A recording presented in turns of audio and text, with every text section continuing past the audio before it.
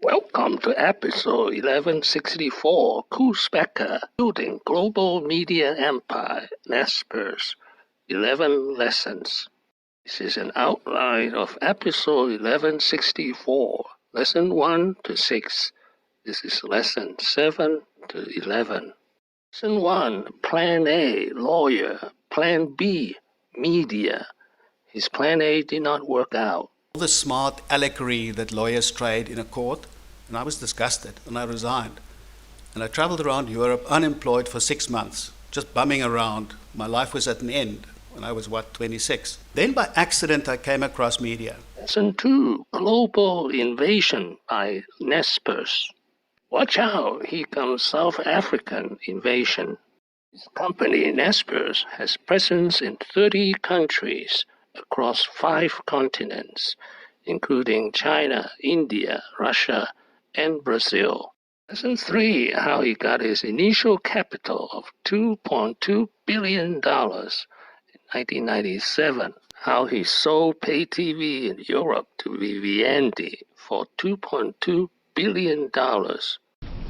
And then again in 97, we had built up this pay television business in Europe, and a French company, Viviendi, offered us $2.2 billion for the business, which was totally overvaluing it. I mean, it wasn't worth near that. So you should have sold. We did. Lesson 4, Tencent is his best investment. Naspers invested in Tencent China. Tencent became the largest internet company in China, and Naspers became the most valuable media company in Africa. Lesson 5, the internet is invading TV. I think TV as a whole is quite mature, and there's some ominous signs that, for example, young people are watching less TV than their parents, and that's quite dangerous. What I think is happening is that the internet is really invading TV. Lesson 6, for new business idea, the fastest way is to copy and create.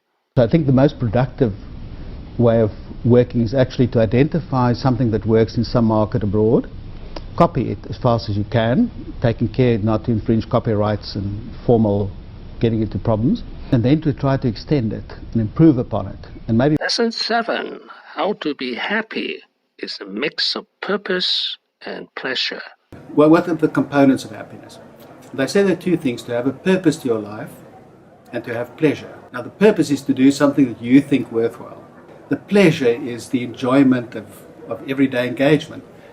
Lesson 8, biggest economic shift or transformation. And we went through all these transformations, from analog newspapers, magazines, to television, from television to the internet.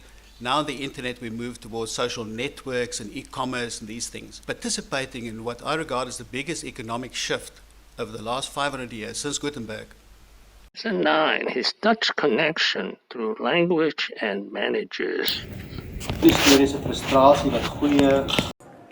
recruited a lot of new managers. We have our headquarters at Hoofddorp. Lesson 10, why China wins.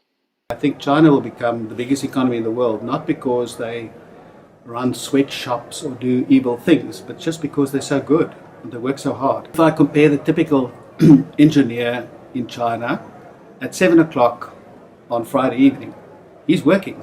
Lesson 11, when to find bargains. well, you pay a high price, and we always lost money. We lost money in 1999 and 2000, the internet bubble. When you invest in a positive climate, you always overpay. When everyone is running for the gates, that's not a bad time to start looking at whether you shouldn't go in. Then prices are low, expectations are reduced.